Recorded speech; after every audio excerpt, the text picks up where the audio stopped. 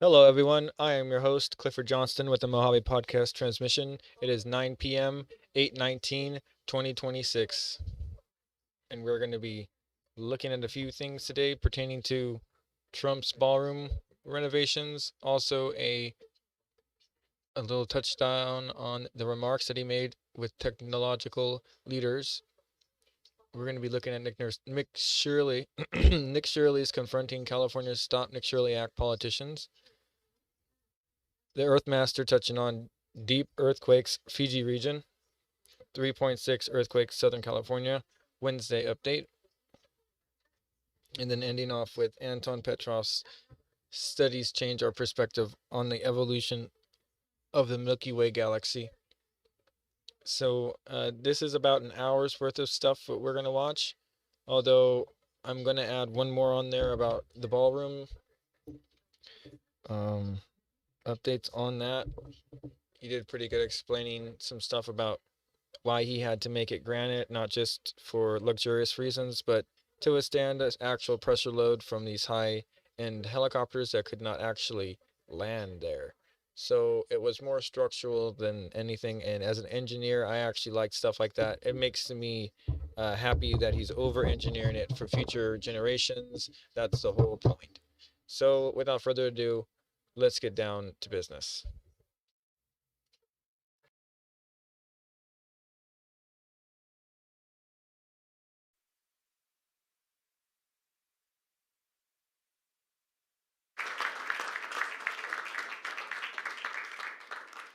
Okay, it's a serious group of people here. If you're into the world of finance like I am, I love finance. There's a who's who with us today. It's amazing that you don't know some of these people, but anybody in finance knows every one of them. And I want to thank them for being here today. We're delighted to welcome some of our nation's brightest minds in finance, crypto, and technology ahead of the first ever meeting of the CFTC's Innovation Advisory Committee in Washington, D.C. This is a group of very smart people that are on a committee to recommend what we do. Right, Paul? They're going to be telling us a little bit. But I think Paul knows maybe more than anybody. He's doing a great job. We're all happy with Paul, I think, right? He's been absolutely fantastic. Crypto markets and the prediction markets and conventional finance to decentralized finance. The people in this room are ensuring that the future of commercial markets is pioneered and perfected. Right here in the USA, we're fighting a lot of other countries to control these markets and to have these markets and to profit and all the jobs and everything else created. And we're doing well. We're leading in every aspect, including AI, and we're leading by a lot. And we want to keep it that way. I want to thank the chairman of the Commodity Futures Trading Commission, Mike Salick, for his tremendous leadership. And come here. Thank you, Mike. I didn't recognize you from so close. And thanks as well to a very special man, a man that everybody respected for a long time. Yeah, he's a man I wanted to do this job, head of the SEC. Chairman Paul Atkins, who's also doing an outstanding job and everything else for the country. So I want to thank you very much. Great job. Thank you. Thank you. Thank you very much, Paul. We're also pleased to be joined by Executive Director of the President's Council with advisors with the digital asset. All of the digital assets are all put into one. Patrick Witt and many other top industry leaders, including Coinbase. Where's Brian? Brian Armstrong, CEO. He's one of the greats. Where is he? Where are you? Oh, you look well. You get much younger. You look good. CEO of International and Intercontinental Exchange, Jeff Sprecher. One of the things, a little thing called the New York Stock Exchange. He owns a thing called the New York Stock Exchange, quite a nice asset, right? Yes, it is. CEO of NASDAQ, Adena Friedman. Thank you very much, Adena. Great job you're doing. CEO of Robinhood, Vlad Tenev. Thank you, Vlad. Nice to see you. And CEO of Kraken, Arjun Sethi. And thank you very much, wherever you are. Thank you very much. Great group of people. We also have some others here that we wanted them. It's where's Mike, co-founder of CEO of CTO and president of BitGo, which is a big deal in the world of that thing, that little thing that's happening out there. And Brad Garlinghouse, CEO of Ripple. Brad? Thank you, sir. Thank you very much, Brad. Sergey Nazarov, co-founder of Chainlink Labs. Thank you for having me. Thank you very much. Good, Sergey. Good job. Arjan, you're here. Arjan? I'm still here. You're here.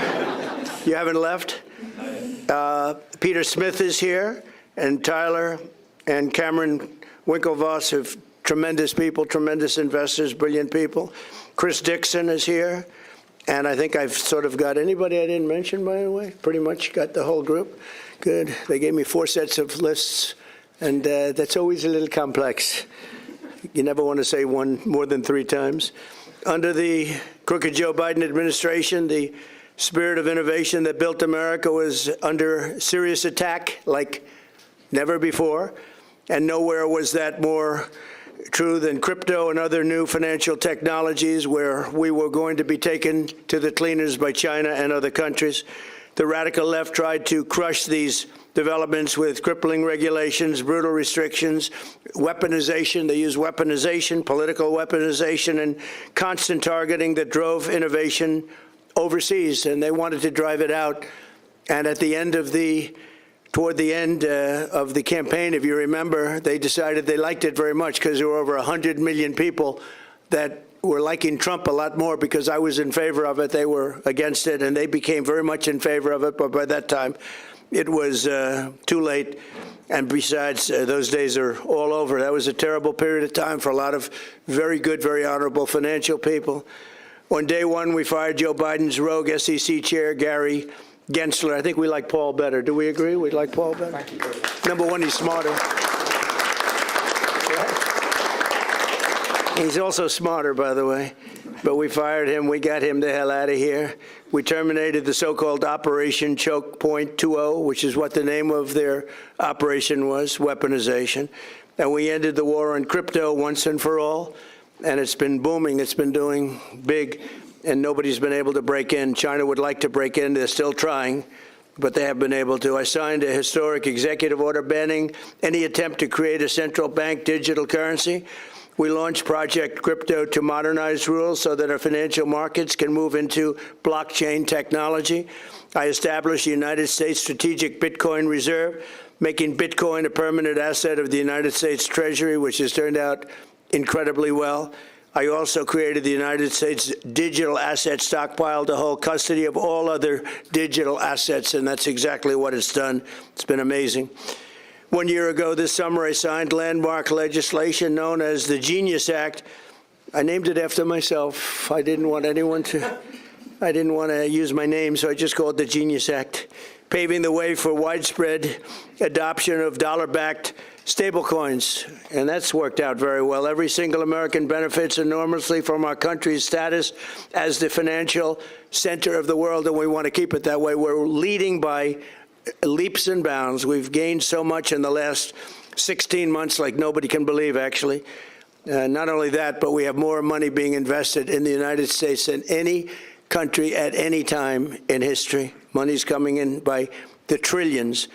Our nation's economic dominance drives trillions of dollars in investments, creates millions of jobs, and expands access, credit, and capital so that every citizen has a chance to achieve what we now hear a lot about, the American dream. Young people are looking for the American dream. They weren't thinking about that 2 years ago.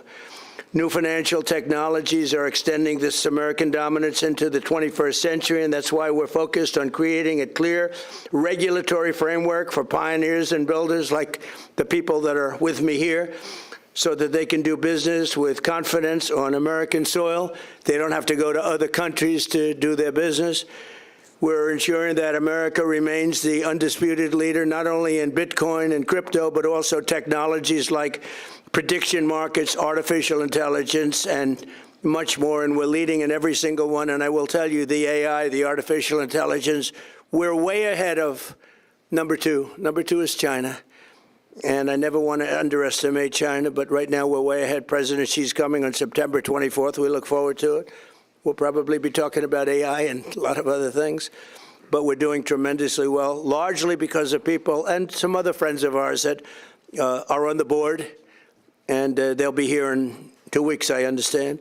In May, Chairman Selig authorized the first ever true Bitcoin perpetual futures contract on a CFTC registered exchange, first time. I understand that Mike is also working to bring Hyperliquid into the United States in a fully compliant and legal fashion. It's working very hard on that. We would really like to see interest rates come down. You know, in the old days with interest rates, many of you are too young to know this, but when we announced good numbers, interest rates would go down. And the theory was because the asset value became so good, it became so prime. But now when we announce good numbers, which we're doing all the time, they keep driving the interest rates up because they're so afraid of inflation. And they shouldn't be. They should allow interest rates to go down. When you announce good numbers, you shouldn't drive them up. They keep thinking that we'll drive them up to stop inflation, because success and growth does not cause inflation. Other things cause inflation. We inherited the #1 inflation ever in the history of our country from Biden, and it lifted prices and everything else, and we're getting them all down. But interest rates should be allowed to fall with the success of our country, not rise because of the success. But we're also on the very beginning of a revolution in fictional and financial. You take a look at some of the things that are being done on a financial basis and the financial technology that's the potential to create more jobs, opportunity, and wealth for all Americans. And that's what it's doing. It's creating jobs and great wealth. And I think that can't be better seen by the stock market. So we've had 80, in a short period of time, a year and a half, we've had 80 days where the stock market hit all-time highs. I have it look today. I don't know. Maybe I shouldn't look. I don't want to look. But I hear it's good. But we've had 80 days, Jeff, where the stock market has hit an all-time high, and nobody's ever seen anything like that. And I think bringing it down to another level, and maybe a higher level from the standpoint of importance, 401ks have hit record highs on almost 40% of the time that I've been President of the United States, and that affects tens of millions of people. The 401ks are at record numbers. So 2 years ago, our country was dead, and now our country is the hottest country anywhere in the world. There's nobody close. No other country is close, and every country will admit it. So now we need Congress to take the next step by passing the Clarity Act, a fair version of the Clarity Act, and this landmark structure legislation. It's a very, very powerful structured legislation which will keep us ahead of China, keep us ahead of everyone else, will open the door to the next wave of innovations and innovators. So I'd like to ask Chairman Selig to say a few words and a little bit of the details about what we're doing, and then we'll follow it up with Chairman Atkins and Coinbase CEO Brian Armstrong, Intercontinental Exchange CEO Jeff Sprecher, Robinhood CEO Vlad Tenev, and Kraken CEO Arjan. So we have that all set, and let's get going. And you know what? If you want to speak for a very short period of time, that's okay, too. Thank you. Okay. Thank you, Mr. President. It's an honor to be here with you and this exceptional group of business leaders. Thanks to your leadership, the era of political lawfare, debanking, and regulation by enforcement is over. Innovators like the people in this room are welcome to the White House, not railroaded to the big house. And the new frontier of finance is being built right here in the United States of America. From day one, this president has been clear. America will not fall behind and allow other countries to take its place as the greatest country on earth to build a new technology, operate a business, and invest for the future. The world will run on the backbone of American technology. Under President Trump's leadership, we've codified the Genius Act, established a strategic Bitcoin reserve, drawn a clear line in the sand between crypto securities and commodities, launched the first U.S. crypto perpetual, and protected the rights of software developers. We've exiled Gary Gensler, defeated the anti-crypto army, and made the United States the crypto capital of the world. I'm proud to be working with Secretary Lutnick in the Department of Commerce as well to make America the compute capital of the world. This may be the most important commodity of our day.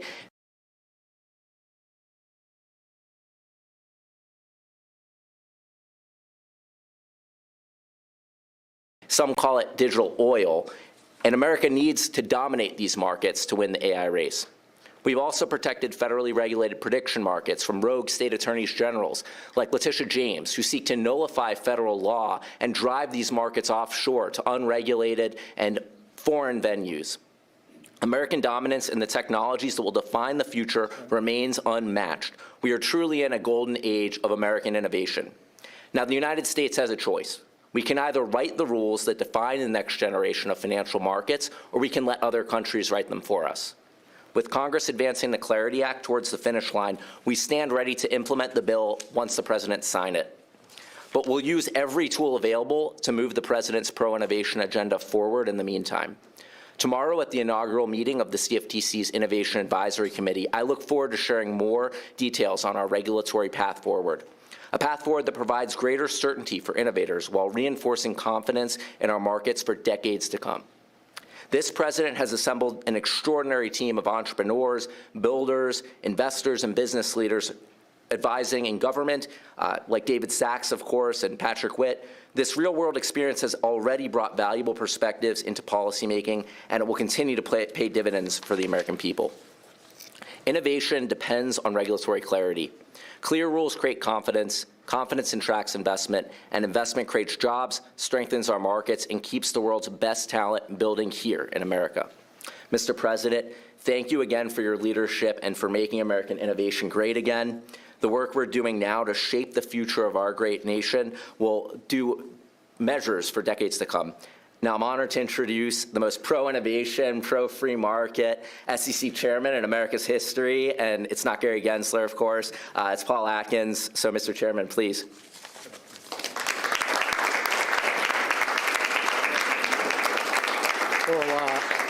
Well, thank you, Mike, and thank you, Mr. President, for having us here today. From day one, you've made our nation's financial dominance and innovation job one. We at the SEC are delivering on your agenda. We're making IPOs great again, to continue on your theme, by cutting red tape that discourages companies from going public. Under your leadership, Mr. President, the IPO market is booming. Since Inauguration Day, 583 companies have gone public, and that's up 75% compared to the final year and a half of the Biden administration. And those companies have raised an impressive $208 billion, and that's nearly 4 times the amount raised during the final year and a half of the previous administration. So that's just not incremental progress. That is a turnaround. You've committed to making the United States the crypto capital of the world. And yesterday, the SEC, I'm proud to say, took another significant step to deliver on that. Our proposal, the crypto assets rule, would provide crypto entrepreneurs like those here in this room and job creators the certainty to raise capital in the United States using digital assets. This action is consonant with our belief that the most important priority is for Congress to send the Clarity Act to your desk for your signature. And the SEC is doing everything we can to support that work. So thank you again, Mr. President, for leading this nation to ensure that we continue to have the strongest markets in the world, to reshore innovation, and to welcome, yes, a whole new generation of investors through the Trump accounts. So under your leadership, we will make sure that the greatest advances of the technological frontier are right here in America. So thank you very much.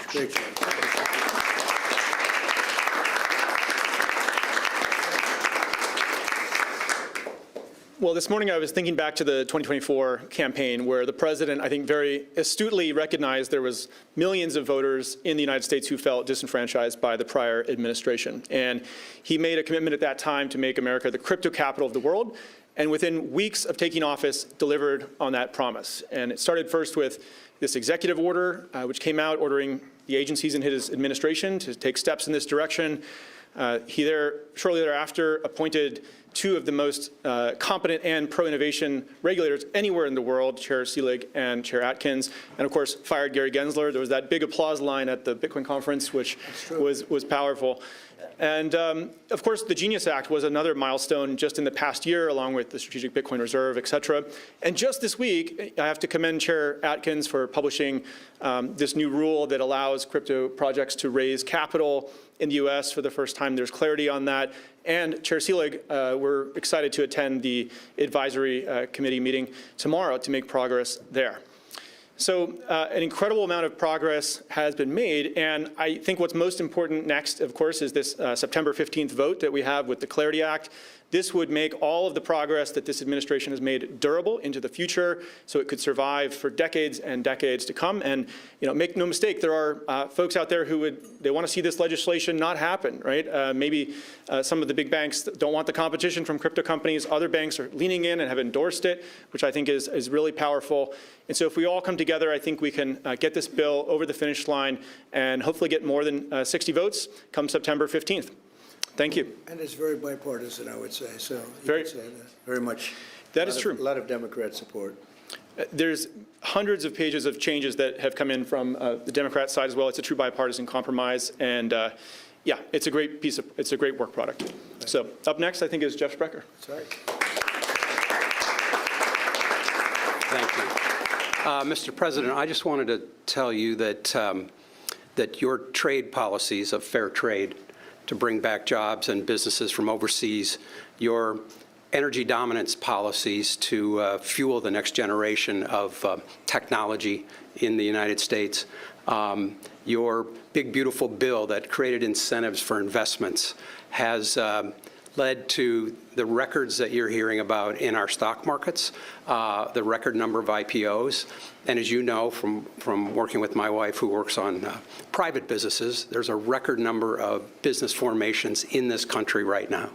So we're here to talk about how to evolve regulation so that we don't impede that progress. But one of the things I can tell you about the New York Stock Exchange is that it was formed at the time of our country. And so it, for 250 years, has been subject to every single financial services regulation that has ever passed in the United States, bar none. And so one of the things that I'm so thankful that you've done is put two really strong chairs in these seats and ask them to go through past legislation, regulation, and figure out what we can get rid of that no longer serves the interests of this country. And for that, I really appreciate that on behalf of the New York Stock Exchange. Thank you very much. Thank you, Mr. President. Jeff. Thank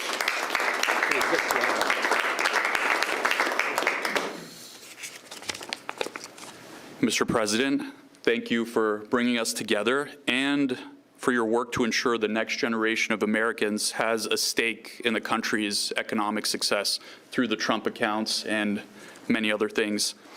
Thank you also to Chair Seelig, Chair Atkins, your administration, for the work underway to strengthen American capital markets and expand opportunity for all Americans. If I had to sum up Robinhood in one word, it would be ownership. Broad ownership is essential to a free, stable, and prosperous society. That belief has shaped pretty much every product we've built, from commission-free investing to 24-hour trading, and now outside the United States to tokenization, which we're using to expand ownership of American assets to people in more than 120 countries. Yet this innovation is reaching investors abroad before investors here back home. And the opportunity goes far beyond public markets. Tokenization will open up markets that have long been out of reach, including private companies.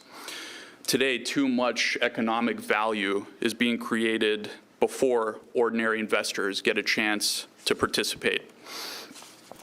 Expanding ownership also requires protecting investors. Innovation and investor protection aren't opposing goals. America became the world's capital markets capital by doing both, and the chairs here understand that. American companies are building this technology. American markets are powering it. American assets are also at the center of it.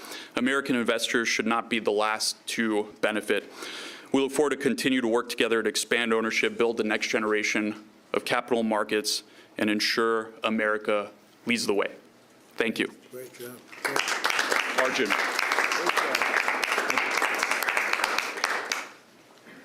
Arjun. Hello, everyone. I was thinking about what I was going to say today. Most of the time, I don't speak too much, but the first time I met the president, he said, "What does your company do?" And I said, we're a startup. we move at warp speed, and the first thing he said is, why not at Trump speed? So we started acting that way. Look, our mission at Kraken isn't about Kraken.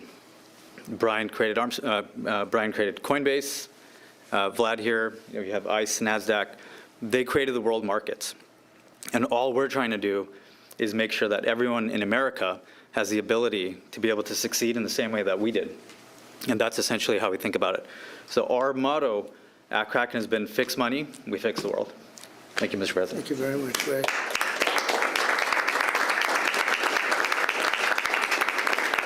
And if you have any questions, or if anybody else of this very distinguished, would somebody like to say something?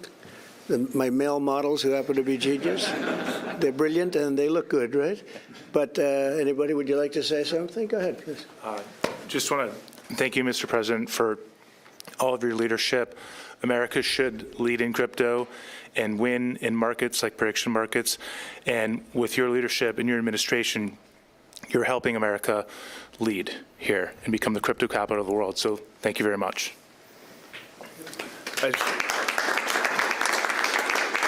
I just want to thank you, Mr. President, as well as Chairman Atkins and Chairman Selig for the great work that they're doing.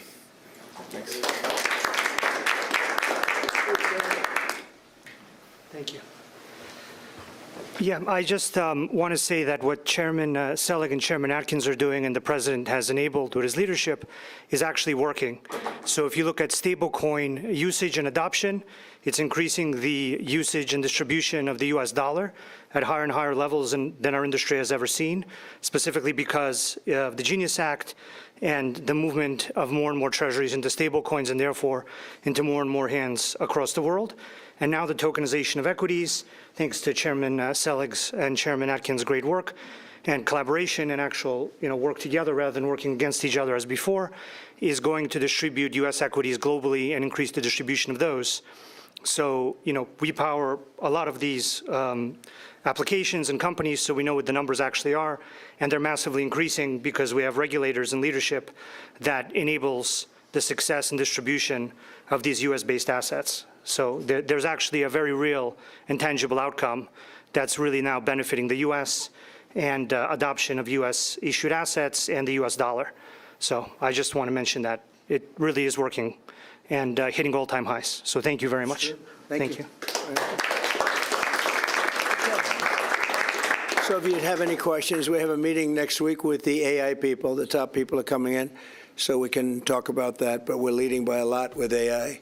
We want to keep it that way. We want to regulate, but we want to have it regulation where they can continue to lead, not regulation that's going to stifle a very important industry. I think maybe bigger than the internet, bigger than anything anyone's seen. And we're helping in that regard, especially with regard to allowing them to produce their own electricity, which everyone thought was crazy that it would never be approved. We're getting them fast 2- and 3-week approvals. They're building some of the greatest electric plants anywhere in the world because our grid is old and tired and weak, and they're actually giving the excess electricity into the grid, but they're building power plants that nobody's ever seen anything like it. We're not using the power from the grid. We're using brand new power, so it's a great thing because that misconception has been out there that we're taking electricity. We're actually creating electricity, and that's something I was proud of because that was my idea. Nobody believed it. Actually, it went along for 2-3 weeks. I said, how come these guys aren't submitting? Well, they thought that you were just kidding because that's the way it's been in this country. Nobody would ever say a thing like that. But no, they're building power plants, the likes of which, all different, fueled all different ways, but the likes of which we've never seen. The people that are in the power business said we're seeing things that we've never seen before because a very high level of intelligence is doing it. So it's been great. Okay, any questions? Mr. President? Yeah, please. Mr. President, does the administration have any plans to accumulate sizable amounts of Bitcoin or other crypto? Well, it's been talked about. I think I'd probably rely on Paul and the whole group for that. He'll make a decision. You guys will make a decision. And you'll let me know. But certainly it's been talked about. It's taken a lot of pressure off the dollar. It's been very, very good for the dollar. And I think if you came in with recommendations, two of you, if you came in with some recommendations, I would certainly listen. It seems to be a pretty big subject.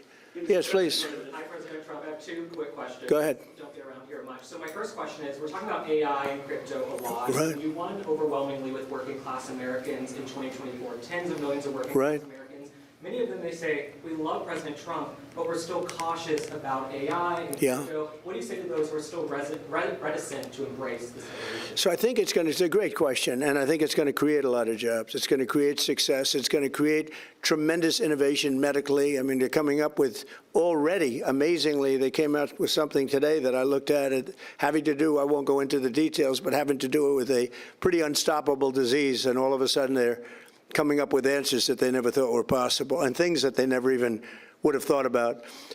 So I think it's really creating jobs. And I can tell you one thing, if you look at our construction jobs right now, because we're building more plants, factories, things that really have something to do with the AI, but also car factories, car plants, they're moving into our country. Honda just announced, Toyota just announced they're moving their operations from Mexico, from Canada, from other places. We, by the way, probably have a deal with Canada. You probably saw that. We very major tariffs were going on to Canada today. We delayed it for 3 days because I think we have a deal with the Prime Minister, and good deal for everybody. So that's good. But the construction jobs are enormous. We're building the biggest plants anywhere in the world. And I can say if I were the mayor of a town or the governor of a state, and I had a chance to get a big plant in, an AI plant or a data center, I would absolutely want it because the jobs are enormous and the money paid, the taxes paid are just enormous. And if you don't take it, you're going to be left behind because there are plenty of places that want it. So I would say that maybe it can use a little public relations help. But if I were a governor or mayor, I would want that plant in my community, and many of them are designed in a very beautiful way. It's really very positive. Okay, thank you. A little off topic. So you mentioned Joe Biden and some of the past leadership, and it's been about 69 days since we've seen Mitch McConnell. Sometimes when you look at Congress, it looks like the cast of Yeah. moon. But I read a Cindy Adams column in the New York Post recently, and she talked about how we need term limits and someone needs to hold Congress accountable. Maybe you should be the person to do it. Would you support term limits for Congress or some type of cognitive testing? Because maybe if we had that the last 4 years, Yeah. we wouldn't have ended up in some of these messes. So term limits are very popular with the public. I've seen it both ways. I've seen where people go in and they get termed out, and they're very talented, and they're at the height of their career, you know, politicians, and you end up with total rookies in there, nothing gets done. And I've seen it the other way, where people are there too long. We see that all the time. I see both. I always like to say that a term limit is an election. You know, the public's pretty smart. You see that last night. We had some great success last night. The Republican Party had tremendous success last night. But I like to say that term limits should be elections. But I'm okay with term limits. Remember, the people that have to pass term limits are the people that are going to be voting on them to get out of office. So it's a little bit tough. That's not the easiest vote to get, is it, huh?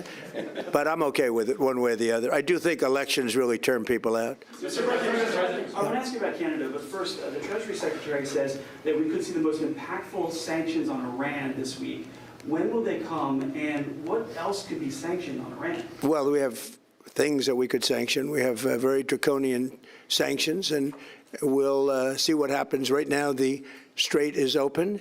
A lot of boats are coming through. People aren't reporting that, and that may slow down a little bit at some point, but right now, a lot of boats are coming through.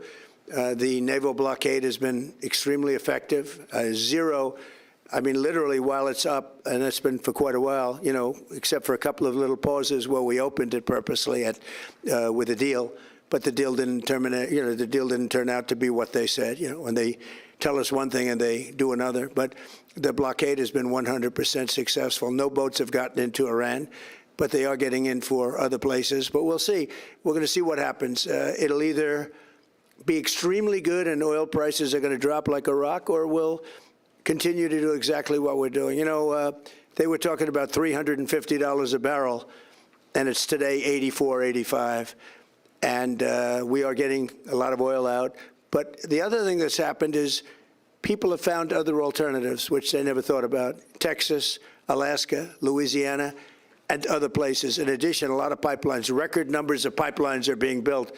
So I think the Hormuz Strait's not going to be quite as important as it was in the past. Now, on Canada, if I could ask you, you said that there's a deal, an agreement in place. Are you willing to lower tariffs on steel and aluminum? Well, we're looking at that.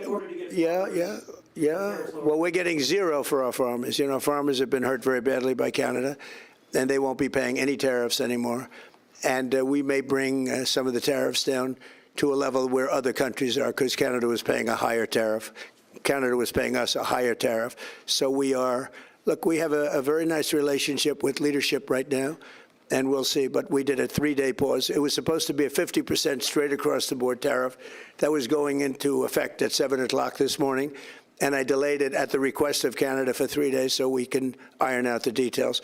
But it's going to be a wonderful deal, hopefully a wonderful deal for everybody. Yeah. Mr. President, earlier today you said North Korea has something like 57 nuclear weapons. They've been expanding their nuclear program. Is your goal in trying to re-engage with Chairman Kim still denuclearization? And what makes you think you could be successful now when you weren't? Well, I don't want to talk about that, but I do have a good relationship with Kim Jong-un, as you know, you've seen.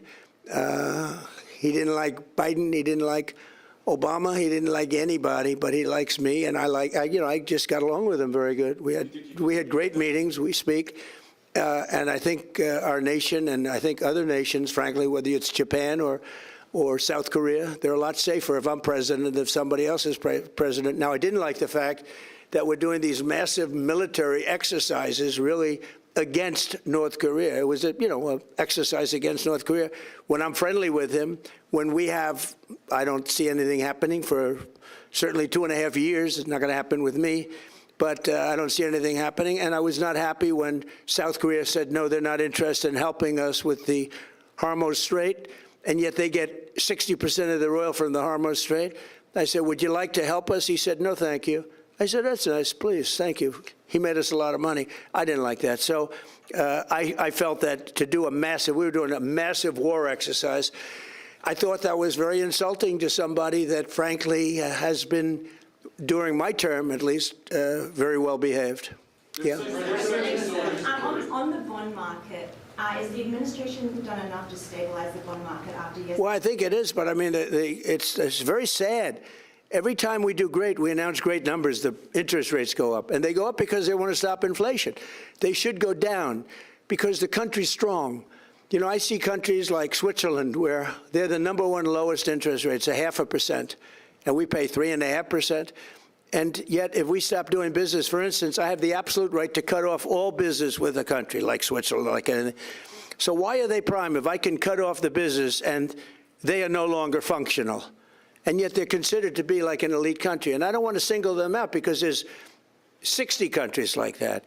They live off the United States. So why are we paying higher interest rates than them? You know, in the old days, we used to pay the lowest interest rate, no matter how we were doing, because we sort of generate for the whole world. And I want to see it where interest rate, and I have to tell you, we have a wonderful chairman. I think he's doing a great job. The problem is he has a board, and it's a political board. It's people put in by Obama, Biden, and me.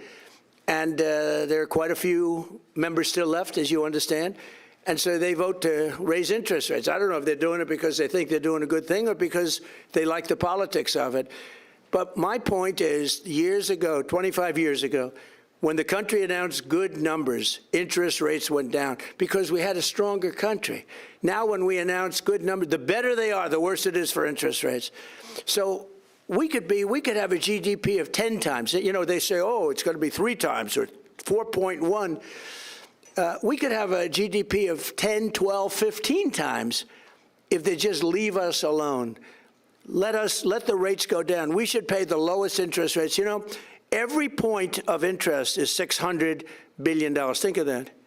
Every point of interest is $600 billion. 2 points means we make a fortune, but we keep driving it up. It's a very unfair system, and I've said it now for a long time. When our country does well, interest rates should go down. I mean, every time I hear our country's doing well, I say, oh, it's too bad, because they lift up interest rates. They should drop interest rates because it means we have a strong country, and it's all based on credit, meaning good credit, and we have the best credit. And we'd pay off the debt very easily, very quickly. But if somebody's paying a 0.5 point, we should be paying a 0.5 point, not somebody else. So right now, I think it's Switzerland has the lowest. Again, and I don't want to single them out, but if you take our business away from Switzerland, they have problems. So why are they paying a 0.5 point and we're paying much more than that? Does that make sense to anybody? I mean, it seems pretty simple to me, but it's a killer. You know, I almost like to hear bad numbers. I'm saying, I hope we have bad numbers today. Interest rates, it doesn't make sense. When our business is good, we should lower interest rates. And then you want to build America, you're going to see a building like you've never seen. We're doing great, even despite the fact of what's happening with interest rates. Should Americans be concerned about this volatility in the bond market? No, I don't think so, because like I said, our country is doing so well despite interest rates. We have interest rates that are they're actually artificially high. They raise them for no reason. And you can't go out to the market when you have a Fed that's raising interest. You can't say, oh, I want to pay 3 points less than what the Fed says you're supposed to be paying. So, no, I don't think so at all. I think we have a very powerful country, and we're powering through these ridiculous interest rates. They're ridiculous. Look, when our country is strong, interest rates should go down. When our country is weak, frankly, they should go up. But this country is strong. There's never been in history the kind of money coming into a country as we have right now. Trillions and trillions of dollars are being invested in plants, factories, everything. Everything you can think of. We're the hottest country in the world. We are by far, and I said it 100 times, the king of Saudi Arabia, but many, many people, they said 2 years ago, 3 years ago, your country was dead. Now you have the hottest country in the world. That's what we have. We have the hottest country in the world, and these people are helping us a lot. Thank you very much, everybody. Come on to the Oval Office. We're going to take them into the Oval Office. We're going to show them a real office, okay? Their offices are nice, but this is nice. Did you watch Darlene Graham's debate, Mr. President? Thank you, Chris.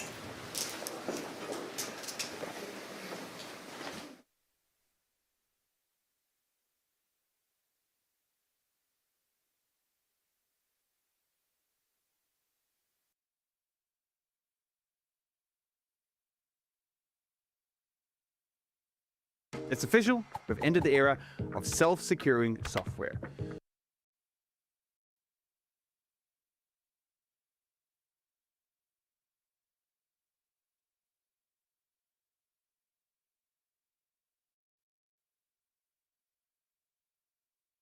With Aikito's infinite agentic AI pen testing, you can run automatic continuous pen tests along every single release that you make in your application.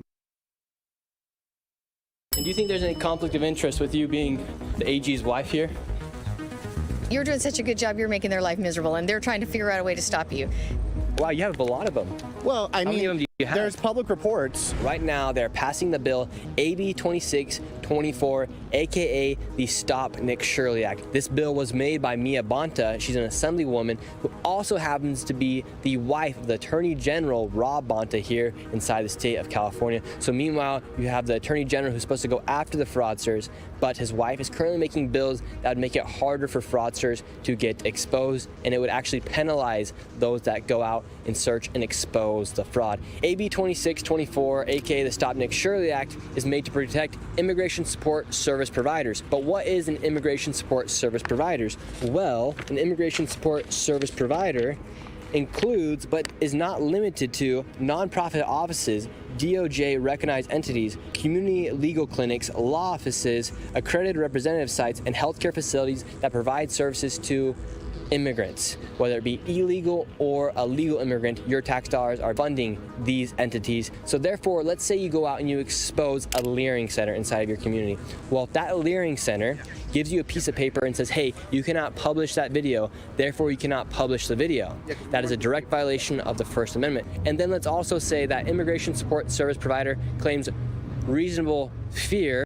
Well then, you potentially will get a $4,000 fine, and you'll actually have to pay for the legal fees of the person who's suing you. Therefore, investigative journalists, citizens in general, will actually be de-incentivized to go after and expose fraud. Now we have a few announcements. Number one, here on August 26th, we're going to be doing a rally here in front of the Capitol here in Sacramento, and I want you all here. On August 26th, I'll be providing more information on that as well on my other socials as we get up to that date. And then number two, we have the new Califraudia Republic t-shirts and hoodies that are available on my website right now at antifraudclub.com if you want to support our work. And these are actually pretty dope. So go ahead and get one at antifraudclub.com. And now, today, we're going to be confronting Mia Bonta and the senators that are going to be now voting on this bill as it heads its way to Gavin Newsom's office. How's it going, Mia Bonta? How are you doing? What made you create AB 2624, aka the Stop Nick Shirley Act people are calling? And do you think there's any conflict of interest with you being the AG's wife here, creating a bill that would make it harder to expose fraud here inside the state of California? Beautiful thing about California is that we actually don't support misinformation. To my knowledge, there is absolutely no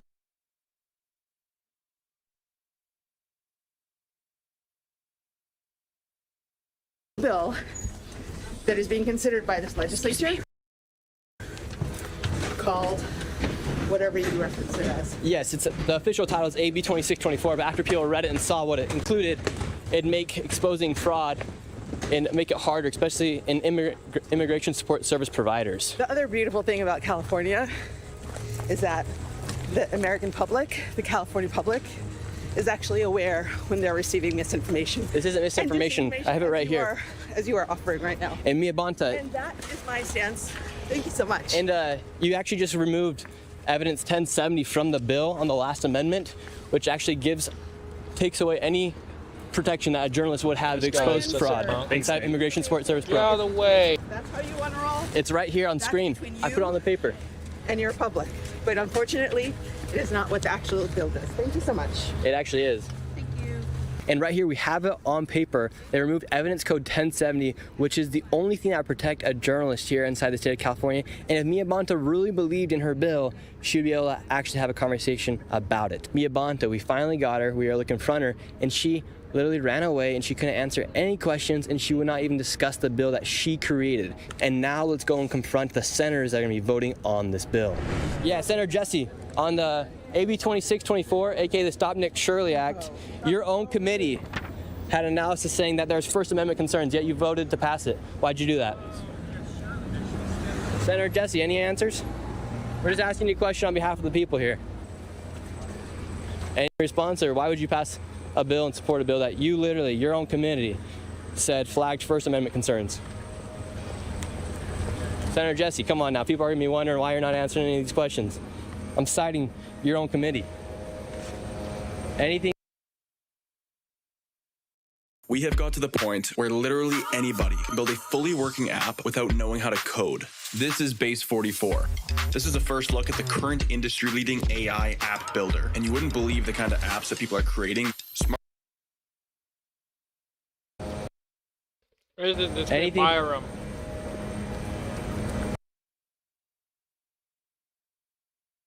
All right. Have a good day. These guys don't even know what they're voting for. That's what it looks like. On July 30th, his own committee said this bill, referring to AB 2624, the Stop Nick Shirley Act, has the same First Amendment concerns as its reproductive health care counterpart. And yet, he's going to go vote yes on it. How's it going, Sadie? Get out of the way, please. Sadie. Assemblywoman Sadie, way, please. We're just asking her some questions about the bill she co-authored. Assemblywoman Sadie, she's right here. Assemblywoman Sadie. We're just talking to our people that are representing us here in California. Assemblywoman Sadie. Assemblywoman Sadie, we just wanted to thank you for protecting the fraudsters and supporting and co-authoring a bill that violates the First Amendment.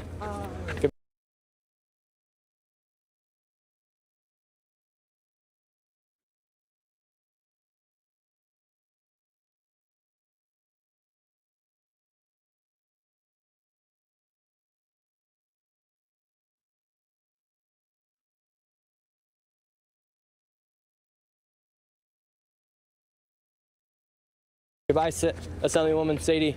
Senator Archuleta, we just want to know how you're going to vote on AB 2624, aka the Stop Nick Shirley Act. We're going to keep looking at it.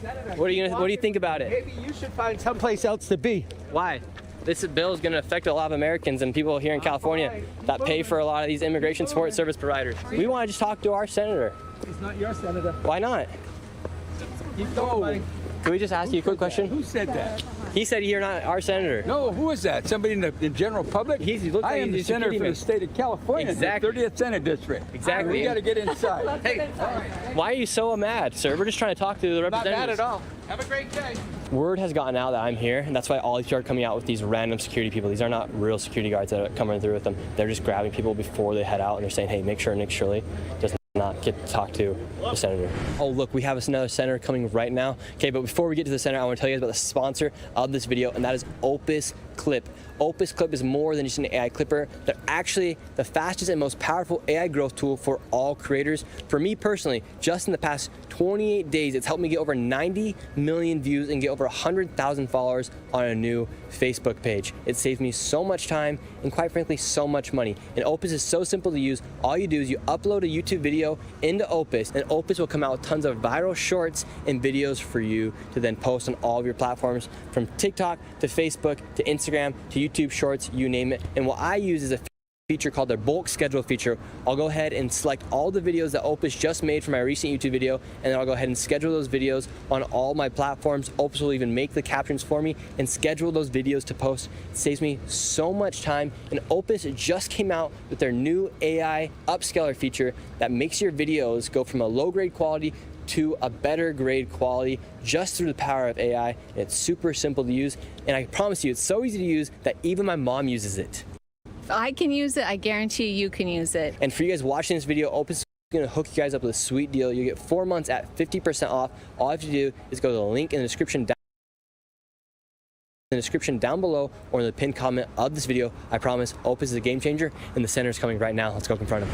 As a co-author, what are you going to do about AB 2624? Of course, why wouldn't I? What makes you want to pass AB 2624? Excuse me, sorry. I believe in immigrant service providers. And why should they be shielded from public? Because people have been kidnapped off of our streets. And who have been kidnapped? To make sure that they are secure, safeguarded, not dogs. The immigration support service providers? Absolutely. They've been kidnapped? The people that they serve.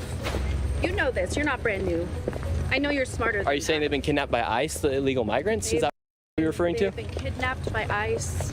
They've been kidnapped by a federal administration that has been antagonistic towards people that are working hard in our community. And so should it be criminal for a journalist to go and expose a location that might be committing fraud? I don't know what you're talking about. Because this is what this bill is going to try to do. Who are you referring to? This bill, AB 2624. This is not about that. This is about immigrant service providers. Exactly. And you guys are trying to shield people from looking into them. Lena Gonzalez, the senator co-author of the Stop Nick Shirley Act, Yes. AB 2624, says that immigrants have been kidnapped. That's why they're creating this bill. But the bill is for immigration support service providers. I don't want to say you're making their life miserable, but you're doing such a good job, you're making their life miserable, and they're trying to figure out a way to stop you. And do you think here in California they use immigrant communities to commit the fraud? I think people use immigrant communities to commit fraud on several occasions. You've exposed a lot of that stuff. There was daycare facilities you've exposed, and it doesn't just happen in immigrant communities, it happens in other communities as well, and you're doing a great job, and you just keep up the good work. Awesome. Why won't some of these assemblymen or the senators, they're just running away from us? They're afraid of you. And how are you going to vote on AB 2624? I'm going to be a big fat no. How's it going, Senator? How are you? Good. Can we ask you a quick question? I'm a little late, man. How are you going to, we can walk with you. How are you going to vote on AB 2624?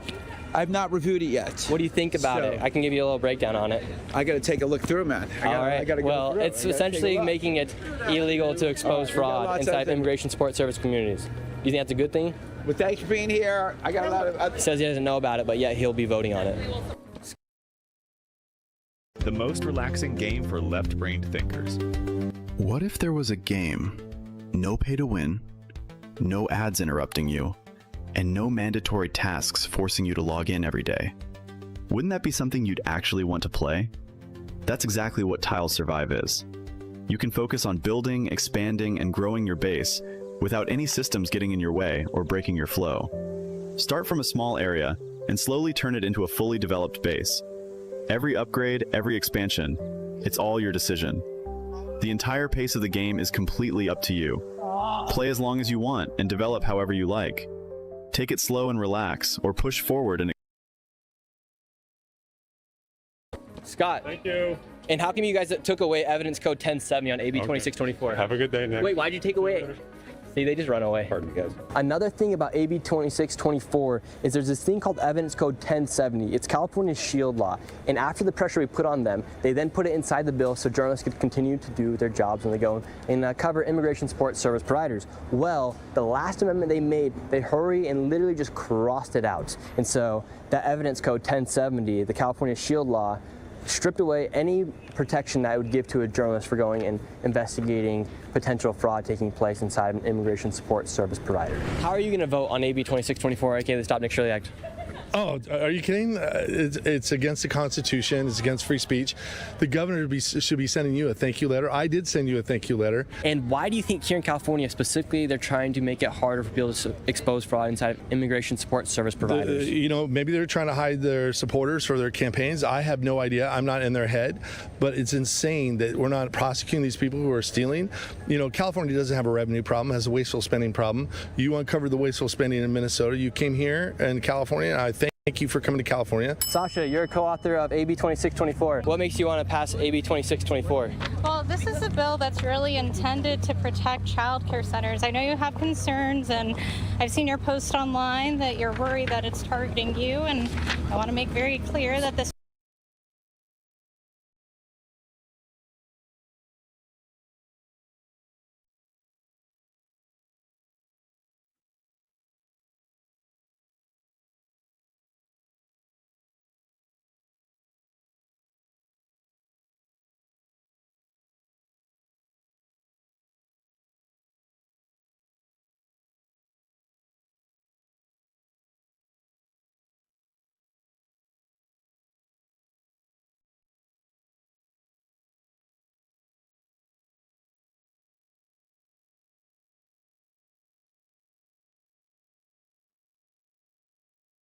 was not a piece of legislation intended to target you. It was only created after I exposed widespread fraud inside of immigrant communities here.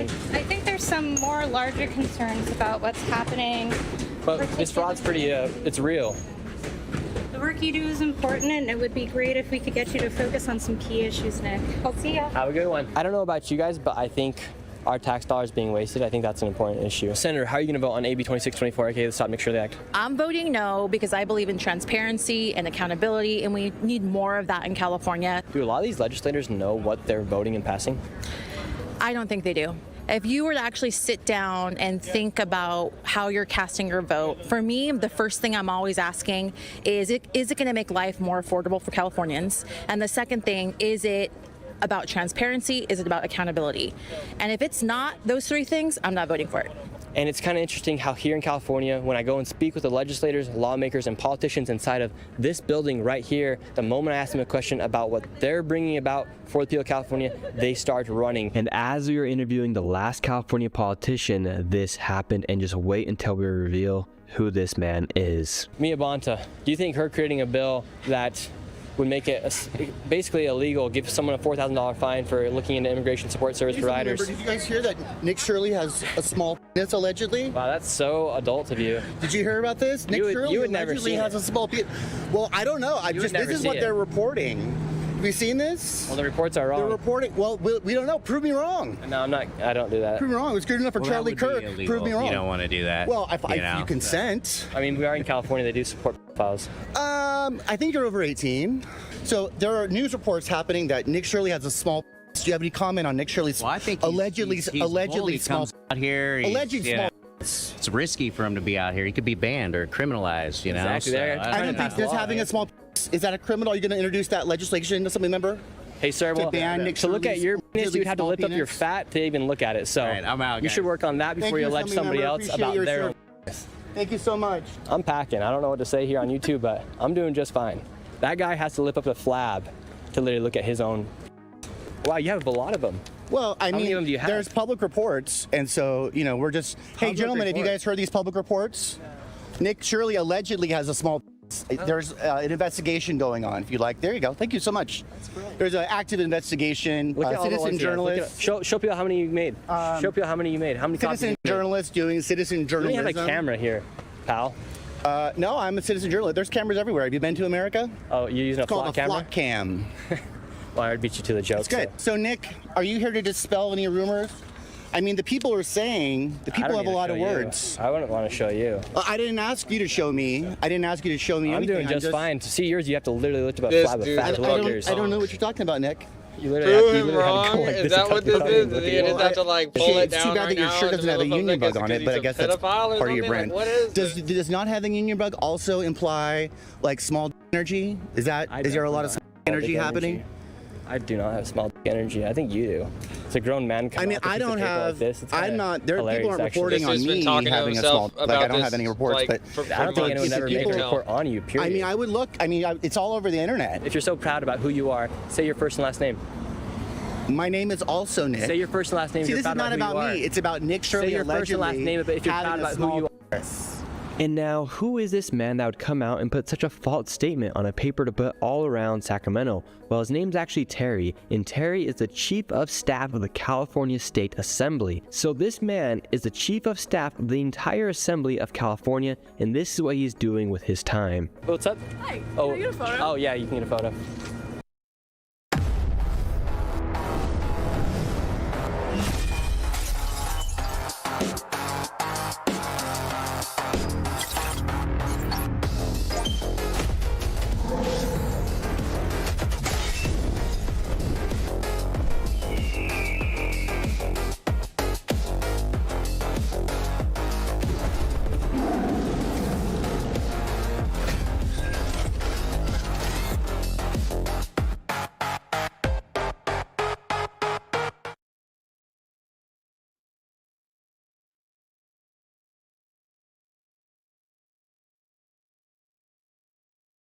Forbidden knowledge. PCB stack-ups with like 12 layers, a screen, and 3D print a case. In electronics engineering, there's so many different domains. I need data. We took all of that knowledge and we put it right into the tool. Voila. Flux is much easier to use than anything before. I needed Flux. I don't have to stop and go research stuff. I can just build a really easy to use user interface, access without having to install anything, and it can do it for you. It did it. See, people love me. People don't know who you are. That's fine. Do you mind taking You want a flyer? Do you want to take the photo? No, I'm gonna. This is a beautiful lady right here, sir. Thank you. See, we're not being hostile. Okay. You don't get to touch my things, sir. Who has it now? Steal my things. That actually is a crime. Law enforcement. It was in our that is a photo. crime. You can't. Come on. You can't steal my stuff, Nick. Come on. Thank you. You can't steal Come my on. stuff. I'm making you work out so people can actually see your. Nick, I know because all the blood's flowing into your arms. It's not flowing into your incredibly, allegedly small. Nick, you don't get to touch that. It's not yours. Hey, she wants. I can do the same thing, Nick. What did I do for you? You can't get it though. Come on, Nick. I'm not gonna touch your paper. Give me my stuff back, Nick. I don't want to involve law enforcement in stealing my papers. Oh, I'm so sorry about your papers. It's yours. And now that they have Prop 36 in California, Sergeant, I need my Sergeant. Here, let's get a photo. You want your photo? Look at all of the papers this guy made. He's gonna put these all around Sacramento. Look at this. Look at I this. don't have private Look security. at this. Because I don't need it. I need my paperwork, please, Nick. Nick, why do you feel the need to thrill and steal other people's items? Is it part of having an allegedly small penis that you feel the need to steal? No, you just put it in my face, so I grabbed it. Look, you want to grab it back? But no one's putting a small penis. I do want it back, please. I know he is breathing cardio. Look at this guy. I am gonna call law. This dude comes out here. Call him. Call 911. Oh, stay safe, Nick. This is California politics right here. Grown men coming out with papers. Making. I don't know what's happening. This is grown. This is California politics. This is hilarious. Thank you so much for what you're doing. Oh, of course, I do it for people just like you. See, people love me. Stay safe. I will. Appreciate what you're doing. Crazy dude right there. Been watching all your No way he gets in a Tesla. No way. No way you get in a Tesla. He probably doesn't like Elon Musk. Look at him. Absolute clown. He likes fraudsters. California right now is voting on AB 2624, aka the Stop Nick Shirley Act. Now they're going to go ahead and vote, and there are 30 Democrats and 10 Republicans here inside the California Senate, and there needs to be 21 votes to get this bill passed. Let's see what happens. We got 4 ayes and 1 no so far. Uh-oh, not looking good. We got 7 yeses, 1 no. All right, we got 1 more no. Gonzalez. Grayson. Oh no. We got 30 yes votes and 10 no votes. AB 2624, aka the Stop Nick Shirley Act, has passed here inside the California Senate. They want to make it harder for those to expose fraud to be able to go out and expose fraud. They're actually going to penalize you if you go out and do it. They're going to protect immigration support service providers over legal taxpayers here inside the United States. That's how twisted this bill is right now. And the wife of the Attorney General is the one who created this bill. We are officially in the Califradia Republic. I'll do everything I can to make sure this bill can get passed. On August 26th, we'll be inside the state capitol in Sacramento at 11 a.m. First ever rally that I've ever participated in. Come and show up. And if you want to support the work, go ahead and get a Califradia Republic t-shirt or hoodie in the link in my description. Crazy, absolutely crazy.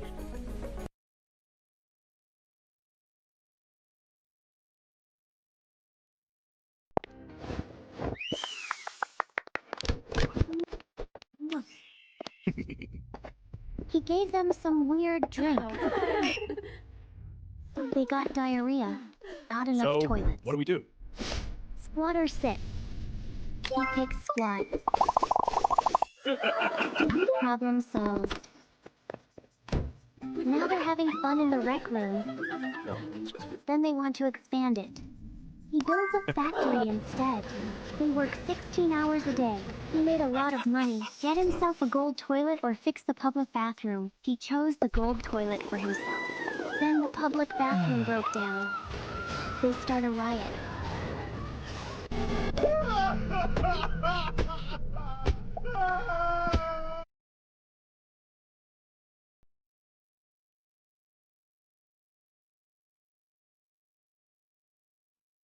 Have you ever wanted to see your home from space? With this free satellite Earth Maps tool, you can zoom right down to your exact address in just seconds. Imagine pulling up your neighborhood, spotting your roof, your street, even the landmarks around you, all in real time from an aerial view. It's like having your own personal window to the world right on your screen. This tool is simple to use. Just type in an address and instantly explore detailed satellite imagery with incredible clarity and precision. Checking out a vacation spot, or just exploring places you've always wanted to visit, it's all right here. Discover the power of seeing your world from above. Don't just hear about it, experience it.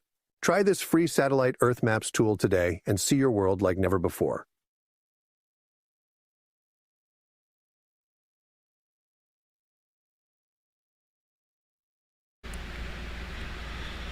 All right. Good afternoon, everyone. Welcome back here to a Wednesday, August 19th, 2026, 12:23 p.m. here in California. Latest activity here on the globe shows a 1.0 down across Southern California. A little bit of shaking after midnight early this morning, late last night, I guess it would be considered here in Southern California. Had a magnitude of a 3.6 earthquake near Warner Springs. That's in between the Elsinore Fault fractures here and the San Jacinto Fault Zone. Not, obviously not a big earthquake, but I think it was felt by a few folks. If you happen to be up that late, quite a few folks there across the area feeling that little jolt this morning. Struck just after midnight, 12:30 in the a.m. Aside from that, just some smaller microquake activity out there across Southern California today, as any other given day, just typical movement. Also, a little bit of activity here off the South Branch, over here on the Pacific side of the plate boundary. A little swarm of activity. Nothing major going on. Starting to see that swarm stir up again around the Johannesburg area. That's on the Garlock Fault shear zone here. Fairly well-defined fault interacts with the San Andreas. This area has been swarming like crazy in the last several months. It comes to a halt, every couple weeks or so, and then it just starts swarming again. Nothing big, just a bunch of ones and some smaller quake activity there. Across Nevada, got that line of activity happening again across Warm Springs. That stirred up here, a few months back. We're getting hundreds of earthquakes back then.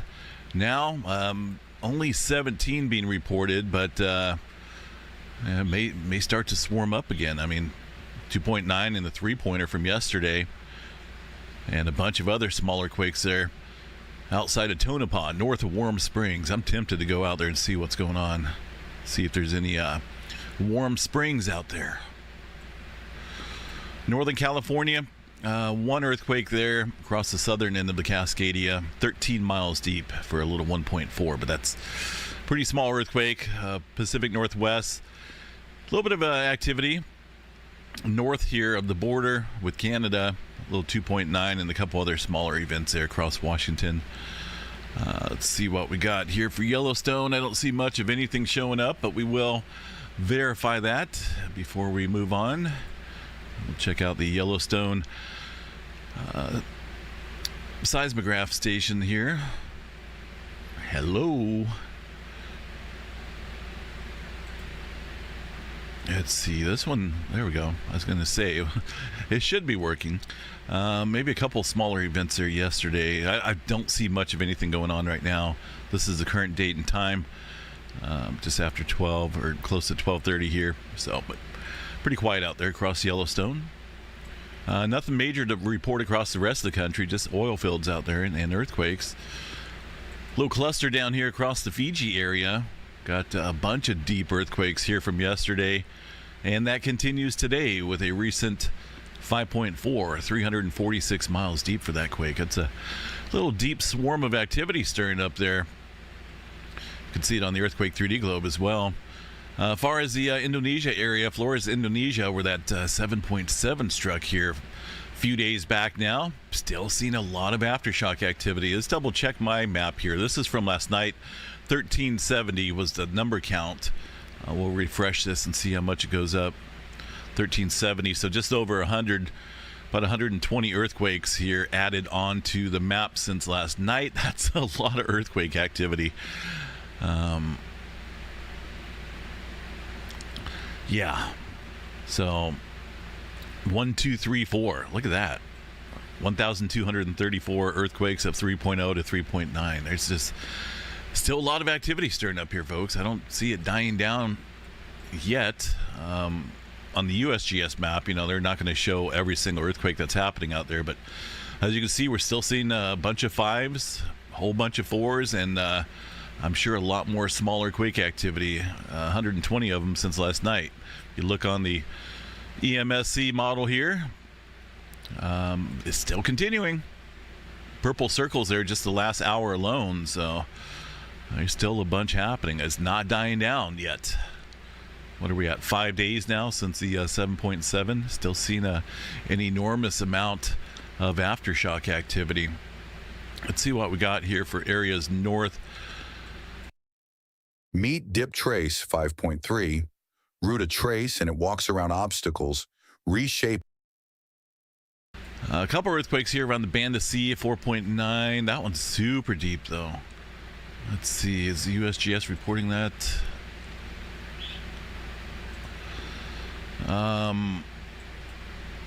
That's got to be this one right here. Yeah, 334 miles for that 4.9. That's a super deep earthquake. And some further activity up north here around the Philippines. There's a little earthquake off the Manila Trench from last night, little 4.8. I'm still watching this area closely, folks. There's a lot going on here, a lot of pressurization, and basically a massive amount of aftershock sequences from a 7.7. It's a large earthquake, and these definitely could continue for a while, but it almost seems like there's just a little bit more more of an intense aftershock sequence with this earthquake than what we've seen with others of similar magnitude here recently. And only one 6-pointer as far as an aftershock goes from that 7.7. So still watching this area, the Java Trench westward here, right in that prime spot where I've been keeping my eye on. There's a couple little smaller quakes there. Let's see, back over here, but there's not a whole lot northward right now. It's a little quiet. Japan. I'm gonna get rid of this map. It's glitchy. It really just starts to freeze there when you roam around on the map like this. I don't know why either. It's weird. This here has got to be a deep earthquake, right? Yep, 141 miles deep for that 4.4 this morning across that subduction zone. There's a Nankai Trough, and I forget what the name is of this subduction zone south here, but it's a major one, and it can produce some big earthquakes. Kamchatka up here, another, that's at 5.4 from within the last hour and a half or so. China activity had a swarm over here yesterday. It looks like the majority of that's died down, at least according to the USGS there. Not so much on the Earthquake 3D globe either. A lot of older activity here from yesterday. Decent cluster across here. I mean, I have it set here on the feeds to show, I think I'm going to get rid of that because EMSC normally will cover this area anyway, so they don't need to go back weeks, which I think that was including weeks past there across the Mediterranean. It looked like it was a big cluster going on, but that's spread out over several days as far as the magnitudes go there. But pretty quiet for the most part over there. Got Alaska stirring up quite a bit of activity here along the Aleutian Trench. That's look at that. That's a big cluster. Might want to watch this area if we got that much movement happening. That's way above elevated activity. And let's see how many we got above 2.5. Quite a few above 2.5. There's lots of 3s, a couple of 4s in there, and it all pretty much comes to a halt here right across this region of the Aleutian Trench. It's like a wall. Excuse me. Almost like a wall, invisible wall there, preventing any further earthquake activity to continue. But that's not the case here. We've seen a couple earthquakes enter into that zone here in the last couple months. But I do think it's an area to watch. The way the Pacific Plate interacts here with the North American Plate, a lot of movement west, a lot of movement east here happening in the last several months and in the last couple days here. It makes sense to watch that area that's just been fairly quiet. I mean, there's not a whole lot of activity on it, and it is part of the subduction zone here, the Aleutian Trench. Might be an area that gets squeezed in last, but it's squeezing. It is definitely squeezing in there. Let's see, satellite view. Yeah, you can watch that area. Pretty busy up there. Let's see what else we have across the planet. Nothing major going on across Hawaii. New Zealand looks pretty quiet down there. Middle America Trench, couple 3s and 4. Well, a couple 4s. It looks like the 3s are not being counted out here. I'm sure there's some 3s happening. This. Oh, goodness. Let's see if I can get it to work without freezing up. Little cluster there off the coast of Guatemala and Mexico. Of course, this is where that larger earthquake struck here. A couple months back. I believe it was a 6.8, 6.9 that struck off the coast here. Still seeing aftershock sequences there take place. And that will continue. A little bit of activity up north as well. Not so much down south. Ecuador down through Peru looks a little quiet. Excuse me. A couple smaller events down there along the Chile area. The Atlantic Ocean, pretty quiet out there. Not so much going on. So let's kind of keep an eye on things. The seismic level index shows a 3.9 out of a 10 right now. That's the energy around the planet as far as earthquake activity goes. We've had, let's see how many 5s we've had. We've seen 6 5-pointers, including the 5.9 up in China yesterday afternoon. That's the largest here in the last 24 hours, but we'll see what the day brings. Maybe it's a shaky Wednesday. Just never know. All right, let's look into space weather here real quick, see if we got anything stirring up.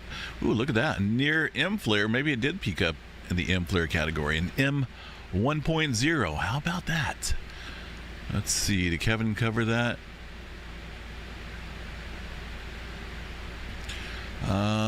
Doesn't look like it. It's not a big flare, but a little bit larger than what we've seen here. Starting to stair step up a little bit.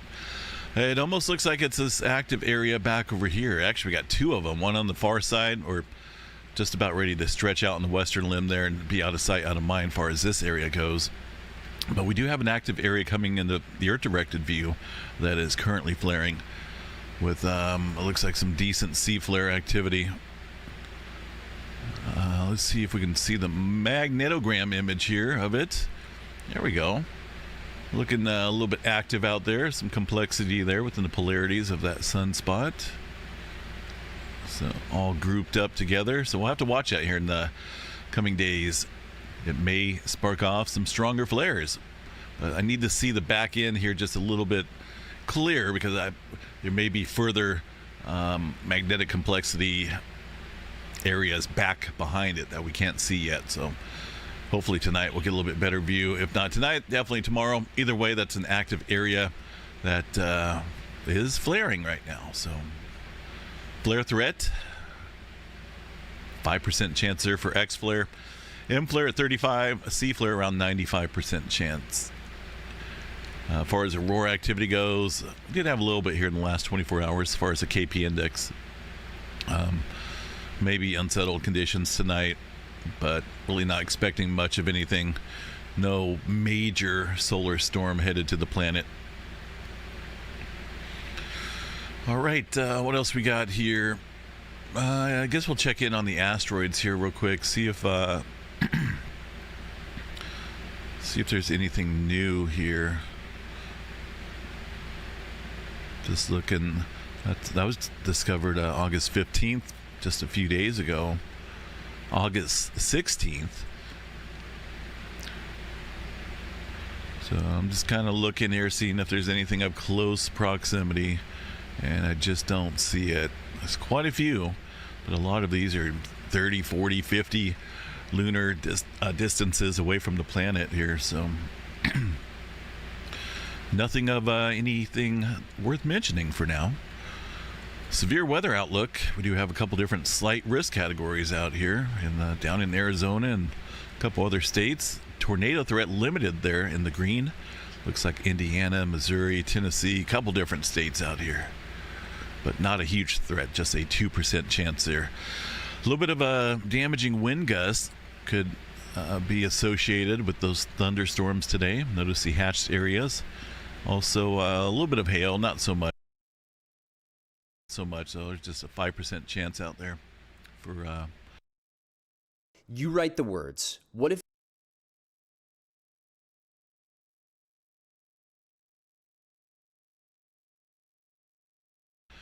the hail potential? This is for tomorrow, for Thursday. Limited on the tornado threat, just a little green chance, little 2% chance out there. Some wind and maybe a little bit of large damaging hail there across Nebraska. Nothing changing out here for California yet. I'll be glad when we start getting some rain, but that's not going to happen until probably November, December. I was looking at the climate model up here. If you go to the monthly and go to precipitation anomaly, this is for the month of September. Notice Northern California here fairly dry. It does look like we'll see an increasing amount of moisture there across the south, desert southwest and into Texas.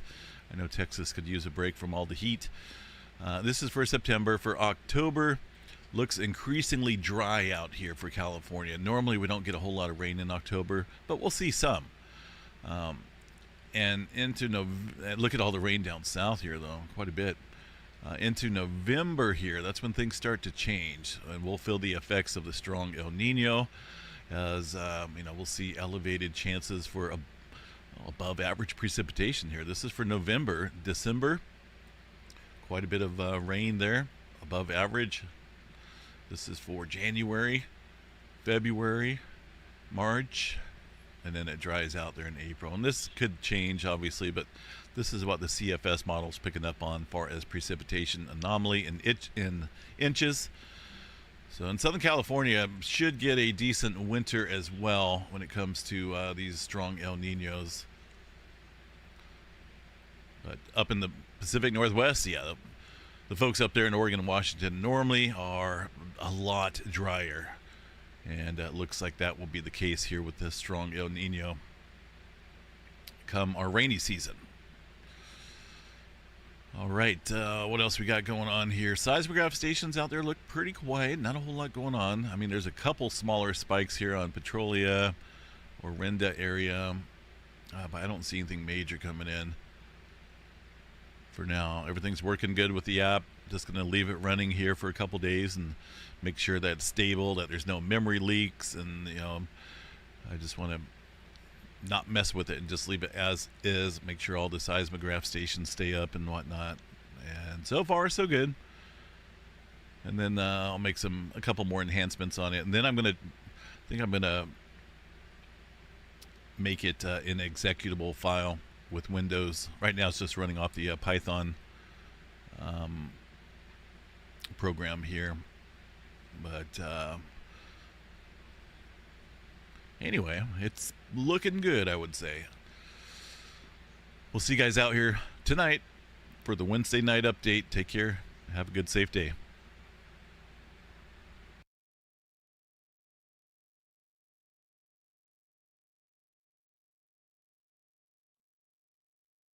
Struggling with fragmented visibility across your hybrid IT? CheckMK brings it all together. This is Anton, and it's about time we've discussed the Milky Way galaxy once again. Mostly because in some of the recent studies, scientists were able to once again discover a few things that we actually did not know before, and specifically discover something about the Milky Way's history that sort of rewrites some of the previous propositions and some of the previous assumptions astronomers took for granted. And even though for a very long time humanity viewed the night skies, and specifically the Milky Way galaxy, as a kind of a static object formed billions of years ago and potentially existing in a kind of a balance, thanks to some of the recent advances in what's known as galactic archaeology, we now are pretty certain that that particular picture is not entirely correct. With some of the recent studies that we're going to be discussing today suggesting that our galaxy is much more violent and is also much more chaotic compared to what was previously believed and described in various astronomy textbooks. And so let's discuss some of this new data and essentially try to rewrite the overall history of our galaxy based on some of the most recent observations involving super accurate telescopes like Gaia. And that's actually the main catalyst for this change. The Gaia Space Telescope has been absolutely crucial in helping us map the direct positions and very detailed motions of nearly 2 billion individual stars in the Milky Way. And well, before Gaia, we only had this level of detail for approximately a few thousand stars. And so it was really because of this new dynamic map that the galaxy has now been brought to life, revealing that the Milky Way is essentially a galactic cannibal built through a series of dramatic cataclysmic collisions, with evidence for these collisions essentially existing all over the place. But I guess let's start with what we actually thought before, and with this classical model that's now been almost entirely disproven. And so in the classical model, the Milky Way's spherical halo formed in the first billion years from a lot of ancient gas and some of the first primordial stars. And over time, because of the motion of stars, this halo kind of flattened out and formed the galactic disk. And it was inside this disk that eventually various types of stars, including our Sun, developed over time. But some of the recent data from Gaia actually showed us something that does not make a lot of sense. Here, some of the most ancient and some of the most metal-poor stars, stars that should be in the halo, actually turn out to be inside the disk and became permanent residents orbiting for billions of years, which potentially suggests that the disk itself might have started forming 1 billion years ahead of schedule and way before we kind of expected it to form. And though this would have been surprising at first, turns out that a lot of recent data coming from the James Webb also reveals a lot of these very distant galaxies already developing their disks early on and essentially being disk-like in shape billions of years before we expected them to be. And that means that many of these stellar immigrants, or these very ancient stars, very likely already existed here, with some of them coming from various merged galaxies that were deposited directly into disk orbits. Or just to rephrase this, the disk formed very early, and the galaxy was already experiencing collisions and consuming other galaxies in the first billion years of its existence. And while one of the most significant discoveries in the last few years when it comes to the galactic evolution was the discovery of a structure referred to as Gaia Sausage Enceladus, or GSE. And for years, astronomers believed that this was a remnant of the last major merger, a single giant collision approximately 8 to maybe 11 billion years ago, that basically rewired our galaxy completely. But according to this more recent article and study you can find in the description, a study published in June of 2026 using the data from Dark Energy Spectroscopic Instrument suggests that even this might not be entirely correct. And so here, by using a new clustering tool referred to as GS3 Hunter, scientists discovered 17 separate streams and substructures that seem to be coming from this ancient structure, but at the same time seem to contain stars with approximately 5 billion years of age spread between them. In other words, this indicates that this was not a result of one big crash, but instead was a composite of multiple accretion events over at least 5 billion years. And it was not one big sausage, but more like a series of much smaller snacks. With another recent study also discovering one of the more unusual objects that was basically hiding right under our noses. Here, by once again analyzing star motion and looking at various stellar streams, scientists discovered a group of 20 ancient stars orbiting very close to the galactic disk that seem to have come from an ancient progenitor galaxy, in this case now named Loki, after the Norse god of mischief. And that's because its origins were so difficult to decipher.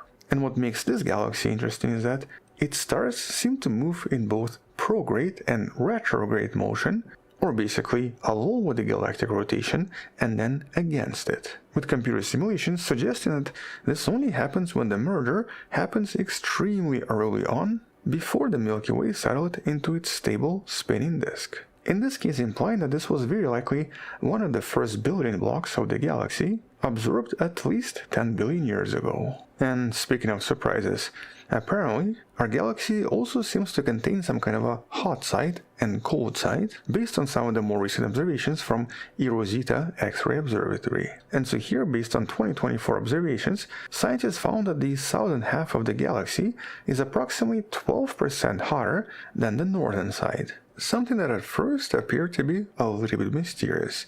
But this recent analysis you can find in the description basically explains this in a very simple physical way. Here, this is the same physics as a bicycle pump. As you compress air in a pump, it usually gets warm. And so as our neighbor, the Large Magellanic Cloud, is currently pulling the galaxy southwards, in this case at a velocity of about 40 kilometers per second, the motion of the Milky Way acts like a piston and compresses the gas on the southern side, which actually makes it heat up by millions of degrees. But intriguingly, this is a more recent effect and seems to have only started approximately 100 million years ago. And it's very likely going to dissipate with time and possibly even change sides as the Large Magellanic Cloud orbits around the galaxy. Which basically suggests that even now, the galaxy is still interacting and absorbing other galaxies, and is still transforming and shifting, which will most likely be doing for at least a few billion years. But based on these new observations, combined with some of the previous observations, we can now maybe come up with some kind of a storyline for what happened in our galaxy in the last 13 billion years. And so Playing on iPhone? Now you can play Unlocked with Google Play Games on PC. Unlock rewards with Google Play Points. So the more you play, the more you earn. Go play on PC with Google Play Games. Download now.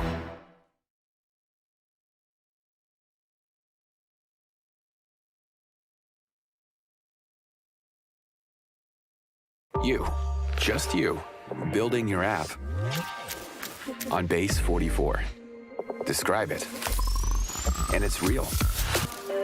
One thought leads to more thoughts, layer by layer, taking shape. When you need your tools, bring them in. They just click. And so here the story starts 13 to maybe 10 billion years ago, during the period of early assembly.